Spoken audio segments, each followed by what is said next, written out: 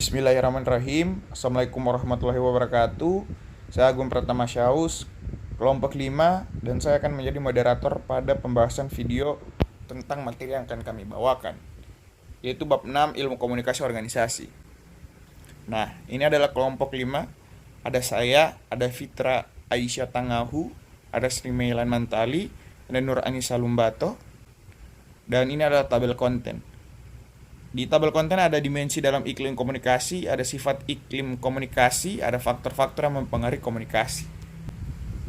Nah, iklim komunikasi merupakan suatu keadaan yang menunjukkan karakteristik, kondisi, dan kualitas pelaksanaan komunikasi di lingkungan organisasi yang secara relatif terus mengalami dinamika atau perubahan. Pengumpulan 2013 menjelaskan iklim komunikasi organisasi sebagai suatu keadaan atau kondisi yang menggambarkan suasana kebebasan berkomunikasi, suasana keterbukaan informasi mengenai organisasi, gambaran tingkat kemudahan memperoleh informasi. Nah, iklim komunikasi tersebut merupakan salah satu variabel yang mempengaruhi perilaku dan tindakan anggota organisasi. Artinya, jika iklim komunikasi di suatu organisasi sangat baik, maka akan berkolerasi dengan keharmonisan kerja, kinerja, dan produktivitas para anggota. Berdasarkan hasil penelitian fakta empiris di organisasi, terdapat hubungan timbal balik antara iklim komunikasi dengan iklim organisasi. Iklim komunikasi merupakan pola yang menunjukkan cara-cara berkomunikasi. Pola cara-cara berkomunikasi yang sudah membudaya akan mempengaruhi iklim organisasi. Iklim organisasi yang dikembangkan di sebuah organisasi disesuaikan dengan keperluan organisasi tersebut. Iklim komunikasi yang kondusif mendorong terwujudnya praktik komunikasi yang bebas, terbuka, dan bertanggung jawab, sesuai dengan nilai-nilai yang disepakati, ketentuan, peraturan, dan dilandasi oleh etika dan norma kaidah bersama. Nah, selanjutnya akan dilanjutkan oleh anggota kelompok saya.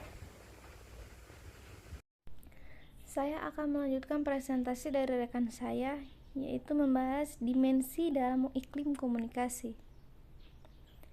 Iklim komunikasi dalam arti luas adalah karakteristik atau kondisi yang tercipta oleh interaksi yang dilakukan seseorang kepada orang lain dalam segala situasi dan dalam semua bidang kehidupan, sehingga menimbulkan kondisi yang dapat diterima oleh kedua belah pihak.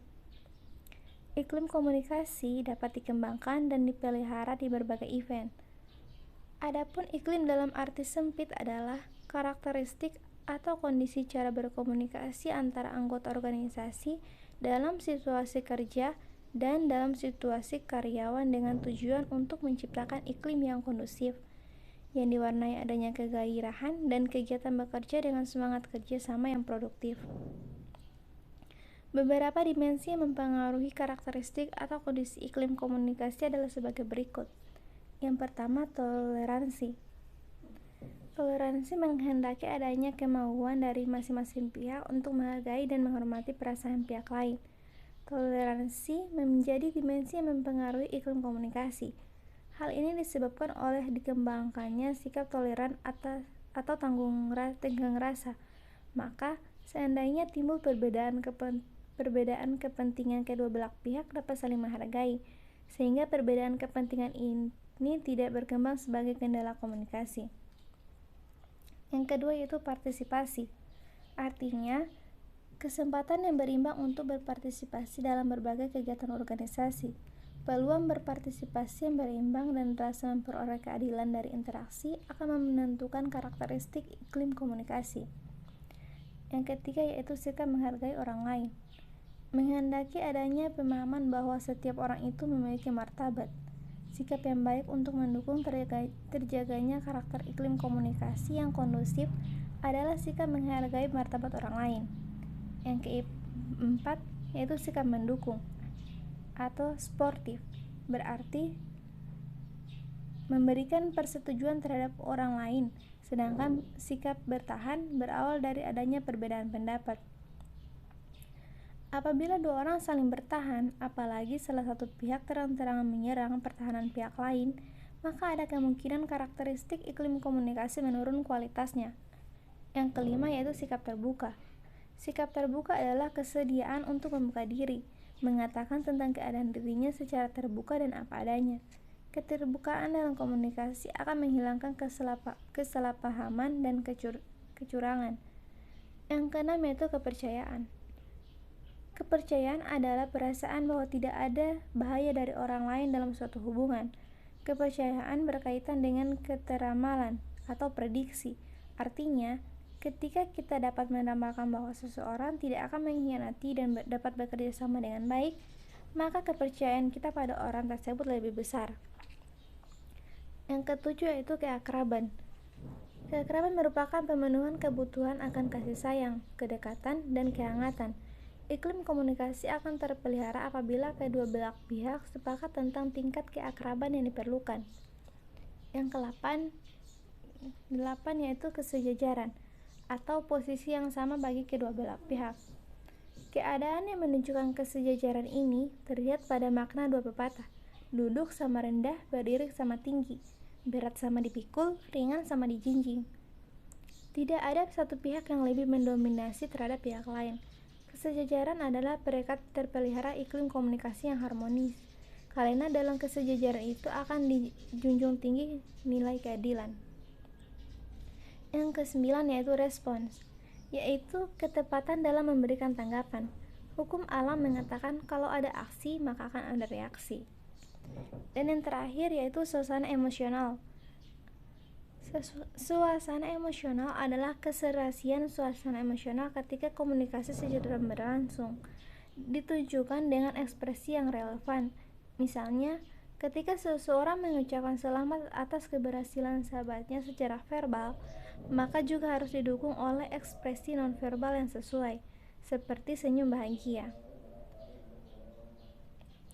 Sebaliknya, ketika seorang sahabat sedang mengalami penderitaan, maka suasana emosional yang diperlukan adalah ucapan yang menghibur dan memotivasi, serta artikulasi pesan verbal yang menegaskan adanya pesan turut bersedih, serta kesedihan untuk mencari solusi. Baiklah, saya akan melanjutkan presentasi dari teman saya. Yang kedua yaitu sifat iklim komunikasi. Gelombang besar teknologi digital tidak terbendung. Ia menghantarkan kesuksesan kepada siapapun yang dapat memanfaatkannya dengan baik. Namun tak jarang menghancurkan iklim komunikasi sebuah organisasi yang tidak dapat mengikutinya. Dari berbagai studi dapat dikemukakan beberapa sifat dari iklim komunikasi sebagai berikut. Kita bisa melihatnya dalam tabel ini. Ada sifat dan penjelasan. Yang pertama, sifat diciptakan atau dikembangkan.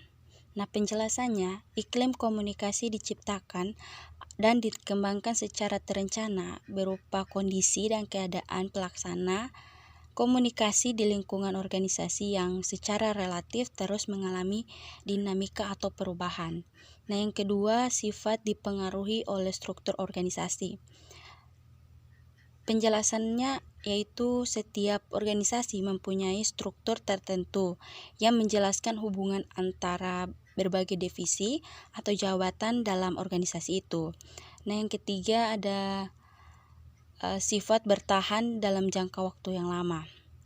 Dalam penjelasannya juga dijelaskan bahwa iklim organisasi adalah serangkaian deskripsi dari karakteristik organisasi yang bertahan dalam jangka waktu yang lama. Yang keempat adalah sifat atribut organisasi.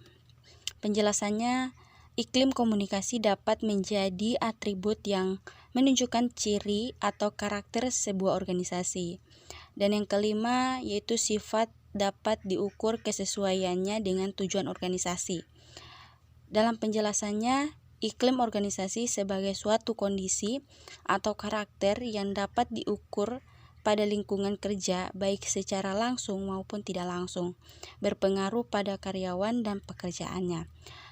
Nah, yang keenam yaitu sifat unik dan khas dapat membedakan dengan iklim komunikasi organisasi lainnya. Penjelasannya yaitu iklim komunikasi organisasi sebagai karakter sistem komunikasi sebuah organisasi bersifat unik dan khas dapat menjadi pembeda cara berkomunikasi antara organisasi satu dengan organisasi yang lainnya. Dan yang terakhir adalah mempengaruhi sifat anggota organisasi. Penjelasannya yaitu iklim komunikasi yang tercipta di dalam suatu organisasi itu mempengaruhi perilaku orang yang berada di dalam organisasi tersebut. Baiklah, selanjutnya presentasi akan dilanjutkan oleh Nur Anissa Lumbato. Saya Nur Anissa Lumbato akan melanjutkan presentasi dari teman saya. Materi berikutnya yaitu faktor-faktor yang mempengaruhi iklim komunikasi. Yang pertama, faktor intern. Ada visi dan misi organisasi. Visi adalah impian yang ingin dicapai, sedangkan misi adalah serangkaian tindakan untuk mencapai visi. Visi dan misi ini menjadi arah bagi pimpinan dan anggota organisasi dalam bertugas. Berikutnya, manajer atau pemimpin. Pada dasarnya, setiap tindakan cara mengelola organisasi yang dilakukan oleh pihak manajer atau pimpinan akan berdampak pada iklim komunikasi. Selanjutnya, kebijakan organisasi. Adanya berbagai kebijakan dan aturan-aturan dalam organisasi pasti sangat memengaruhi iklim komunikasi. Budaya organisasi, yaitu sistem yang nilai meliputi sistem ide atau gagasan, norma, etika, tata tertib yang terdapat dalam organisasi dan menjadi acuan dalam aktivitas sehari-hari. Berikutnya, tingkah laku anggota dapat memengaruhi iklim komunikasi. Aktivitas keseharian dan kepribadian para anggota mewarnai cara berkomunikasi. Komunikasi antar anggota memainkan bagian penting dalam bentuk iklim komunikasi. Dan yang terakhir, aplikasi teknologi. Ketersediaan teknologi di sebuah organisasi sangat mewarnai iklim komunikasi. Yang kedua, ada faktor ekstern. Ada arus demokratis. Perkembangannya yang terjadi di luar organisasi menunjukkan adanya perubahan ke arah pola komunikasi yang semakin terbuka dan bebas. Antara pimpinan dan anggota organisasi memiliki kesempatan yang sama untuk memperoleh terpaan informasi. Berikutnya, ekonomi dan politik. Keadaan ekonomi adalah faktor eksternal yang memengaruhi iklim komunikasi. Ketika ekonomi sedang lesu, maka aktivitas komunikasi di organisasi juga akan terpengaruh. Begitu pula dengan adanya perubahan kebijakan politik yang diambil oleh pemerintah akan mempengaruhi iklim komunikasi tersebut. Sekian presentasi dari kelompok kami. Assalamualaikum warahmatullahi wabarakatuh. Baik, itulah materi dari saya. Selanjutnya akan dilanjutkan oleh rekan saya.